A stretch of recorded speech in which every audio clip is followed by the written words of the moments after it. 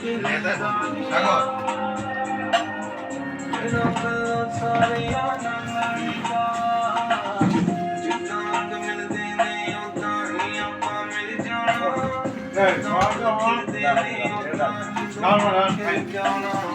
তো এটা ডাচ বাংলার ভূত, ডাচ বাংলার অ্যাকাউন্ট করলে তুই এটার মধ্যে সবচেয়ে বেশি বেনিফিট পাবি।